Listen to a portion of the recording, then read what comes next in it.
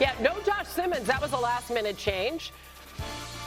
Lions at Arrowhead, and Goff under pressure. What does he do here? Throwing. James Williams right over the middle. That's the one thing Goff can do. You can bring the pressure. He's going to sit in that pocket confident, and that's one heck of a celebration, Field. Hey. Mahomes to Travis Kelce here, Field. McKelsey has been excellent over these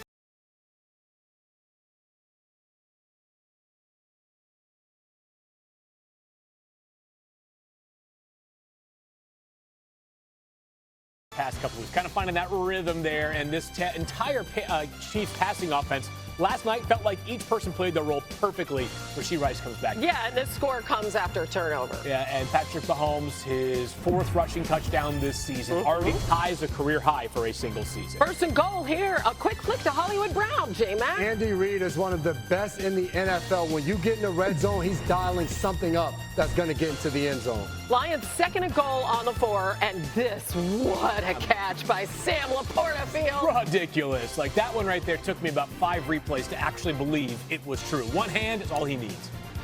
Next drive, the Chiefs 3rd and goal on the Lions 3. Mahomes finds Brown wide open across the middle.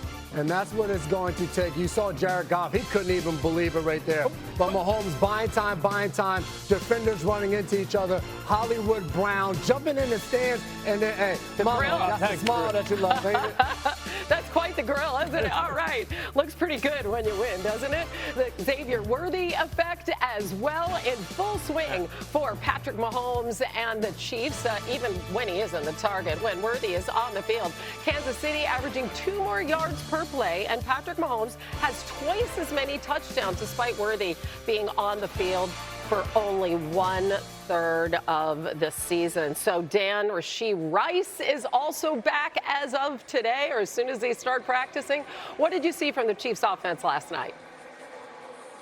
Trust. And I'm talking the trust from Andy Reid and Matt Nagy when it comes to the offensive line and the perimeter players. That's really been something that's been lacking in this offense for 2 years. And you see it back now with their red zone creativity. That is something that has been a staple, but one, win at the line of scrimmage. Watch the left foot jab by Worthy. Then that creates really that man-to-man pick by Juju. That's the first touchdown of the game for the Kansas City Chiefs. Then I'm talking about confusion. Man across the board. This is vintage Andy Reid and Matt Nagy. Motion by Hollywood, but when we flip it to him, we bring Kareem Hunt cross. Linebackers paying attention, don't block the defensive end, no clue where the football is, lead blockers out front. This says to me, Matt Nagy and Andy Reid are like, hey, our offensive line's good enough again. Our perimeter players are good enough. We can get creative. And then the final touchdown, really the one that seals the game. Once again, man-to-man. You're going to fast flow the back, snap it 4-by-1. Now look at all the traffic that they're creating for Hollywood Brown's defender to have to run through. You get linebackers running into linebackers and safeties and a lack of communication in that flood. For me, I really haven't seen this from this offense in 2 years. I've talked about the last 2 or 3 weeks. It's the best they've looked. It's the most complete they've looked. They're doing more things that solidify their offense. Now, yesterday reminded everybody the creativity is back, and that's because they trust that group up front and the playmakers outside. Yeah. Andy Reid may be one of the single greatest play callers against man coverage that I've ever seen. This game, the Chiefs-Lions, both defenses played a ton of base, 3 backers, 4 defensive backs. The difference was Kansas City was able to take advantage of it in a big way. I mean, Jack Campbell and Alex Anzalone, they're good linebackers, but the Chiefs hunted them in this game. 15 targets between the two of them, 12 catches for 155 yards. It was at all 3 levels, RPO screens, deep balls downfields, and it was absolutely relentless. The other thing I want to add is what you're seeing here. I'm mentioning this because it's part of the reason they were able to keep them in base. Some of that had to do with injuries, but also it's something that Dan and I are obsessed with. They were so much better running the ball from under center. Isaiah Pacheco, 50% of his carries were under center this game, nearly 6 yards per carry. We have been begging for this all season. It's good to see that number goes up. I think it could go up even more, and then they can continue building the play action off of that. Yeah, because the running game still hasn't been great so far, but I would say Patrick Mahomes right now leads the Chiefs with 222 rushing yards. Probably not a trend the team wants to persist for the full 17-game regular season.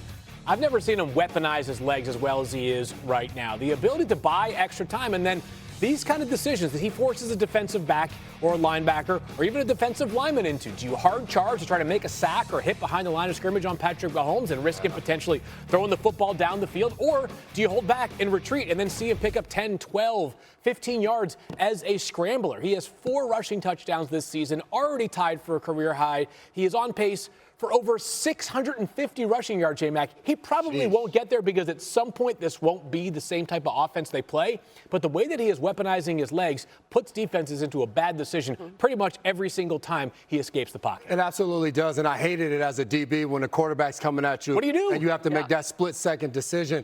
Something that Mina said, I was watching this game, and what I looked at, I was like, man, I could be out there playing. This reminds me of the 2010s where it was just base personnel, 12, 21. You had all of these guys running downhill. And as I'm watching that game for the Chiefs on defense, what stood out was Nick Bolton and Leo Chanel. Those guys were flying around and making tackles all over the field. The Lions' run game, yes, they had some positive plays, but you didn't see those 25, 30-yard plays where Jahmyr Gibbs is running into long, explosive touchdown. They kept them under wraps, and they were able to make some plays defensively to really hold this offense back. Dan Campbell said it. We're going to have to score 30 points to win this game. And they limited this Lions offense, which is a huge deal coming off of that Monday night game against the Jacksonville Jaguars.